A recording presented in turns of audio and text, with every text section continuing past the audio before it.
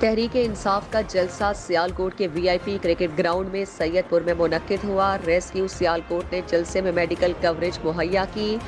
Rescue 1112 نے جلسہ گاہ میں ہجوم زیادہ ہونے کے باعث تکم پھیل سے زخمی ہونے والے 11 افراد کو ابتدائی طبی امداد مہیا کی، جن میں سے 4 افراد کو اسپتال منتقل کر دیا گیا۔ 27 سالہ وقاص، 17 سالہ عمر، 25 سالہ نور الحق، 18 سالہ فردین، 16 سالہ عبداللہ، 21 سالہ عادل، 23 سالہ زین معمولی زخمی ہوئے، جن کو ریسکیو نے فرسٹ ایڈ پوسٹ میں ابتدائی طبی امداد مہیا کی۔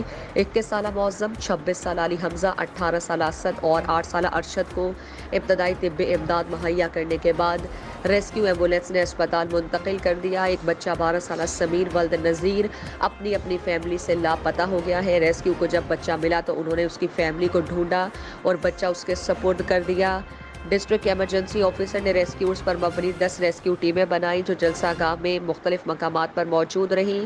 ریجنل ایمرجنسی آفیسر گجرانوالہ سید کمال عابد اور ڈسٹرکٹ ایمرجنسی آفیسر انجینئر نوید اقبال کی زیر نگرانی ٹیمیں جلسہ گاہ میں اختتام تک موجود رہیں۔ ایمبولینسز اور فائر وہیکلز بھی جلسہ گاہ میں موجود رہیں۔ ریسکیو ایمبولینس اور فائر وہیکل عمران خان کے قافلے کے ساتھ ہمہ وقت موجود رہیں۔